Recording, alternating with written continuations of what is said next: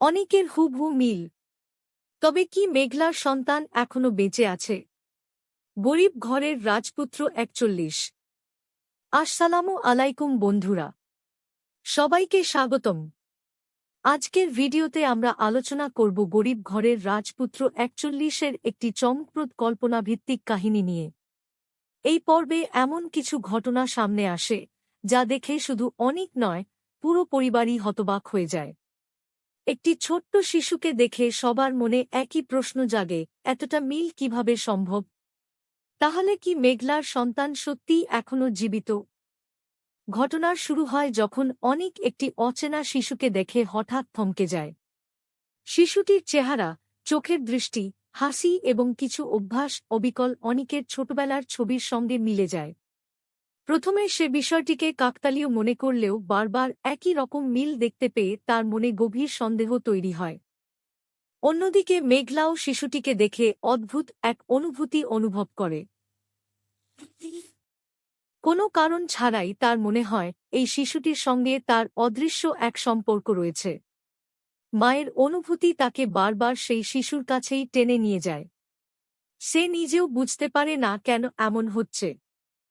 এদিকে পরিবারের কয়েকজন সদস্য এই বিষয়টি গুরুত্ব দিতে চান না। তারা বলেন, পৃথিবীতে অনেক মানুষের চেহারায় মিল থাকতে পারে, কিন্তু অনেক সহজে বিষয়টি এড়িয়ে যেতে পারে না। সে সিদ্ধান্ত নেয় পুরো বিষয়টির সত্যতা খুঁজে বের করবে। তদন্ত করতে গিয়ে অনেক এমন কিছু তথ্য পায় যা তার সন্দেহ আরও বাড়িয়ে দেয়। শিশুটিকে যিনি বধ করছেন তার কথার সঙ্গে কিছু পুরনো ঘটনার মিল পাওয়া যায় না। আবার কিছু নথিতেও অসঙ্গতি দেখা যায়। এতে অনেকের বিশ্বাস আরও দৃঢ় হয় যে এখানে বড় কোনো রহস্য লুকিয়ে আছে। মেঘলা ধীরে ধীরে অতীতের কিছু ঘটনা মনে করতে শুরু করে। অনেক দিন আগে ঘটে যাওয়া কিছু কথোপকথন, কিছু আচরণ এবং কিছু মানুষের অস্বাভাবিক ব্যবহার এখন নতুন অর্থ তৈরি করতে থাকে। সে বুঝতে পারে এতদিন যে সত্যটি লুকিয়ে রাখা হয়েছিল সেটি হয়তো এখন প্রকাশের পথে। একসময় এমন একজন ব্যক্তি সামনে আসেন যিনি এতদিন নীরব ছিলেন।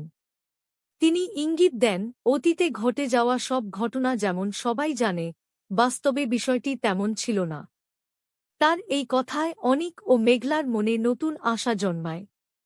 তারা বুঝতে পারে সত্য হয়তো তাদের ধারণার চেয়েও কাছাকাছি। এরপর একের পর এক সূত্র মিলতে শুরু করে।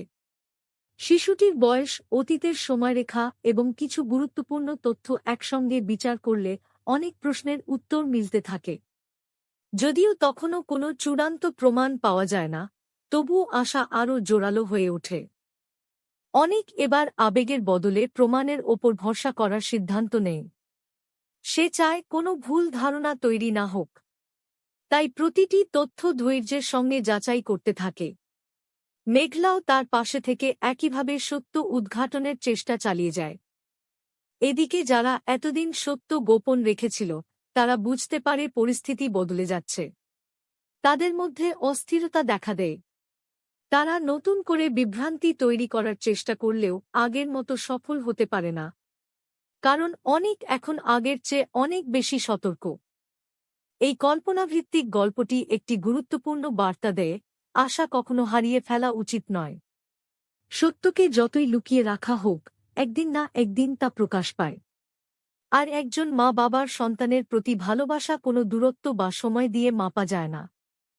মিরাজ খানের অনেক চরিত্রে একজন বাবার উদ্বেগ, আশা এবং সত্য খোঁজার দৃঢ়তা অত্যন্ত সুন্দরভাবে ফুটে ওঠে। আনান্না ইসলাম মেঘলার চরিত্রে একজন মায়ের অন্তর্দৃষ্টি, ভালোবাসা এবং অপেক্ষার আবেগ দর্শকদের হৃদয় ছুঁয়ে যায়। পর্বের শেষ দিকে এমন একটি ইঙ্গিত দেওয়া হয় যা পুরো গল্পকে নতুন মোড়ে নিয়ে যায়। মনে হয় শিশুটির পরিচয় সম্পর্কে খুব শিগগিরই বড় একটি সত্য প্রকাশ পাবে। আর সেই সত্য জানার পর শুধু অনিক ও মেঘলার নয়, পুরো পরিবারের জীবনই বদলে যেতে পারে।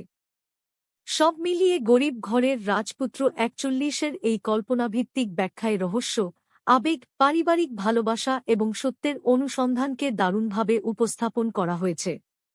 শেষের রহস্যময় ইঙ্গিত দর্শকদের পরবর্তী পর্ব দেখার আগ্রহ আরও বাড়িয়ে দেয়। আপনাদের কি মনে হয় শিশুটি কি সত্যিই মেঘলা ও অনিকের সন্তান, নাকি এর পেছনে রয়েছে আরও বড় কোনো রহস্য? আপনার মতামত অবশ্যই কমেন্টে জানাবেন। ভিডিওটি ভালো লাগলে লাইক, শেয়ার এবং চ্যানেলটি সাবস্ক্রাইব করতে ভুলবেন না। আবার দেখা হবে নতুন একটি এক্সপ্লেইন ভিডিও নিয়ে। আল্লাহ হাফেজ।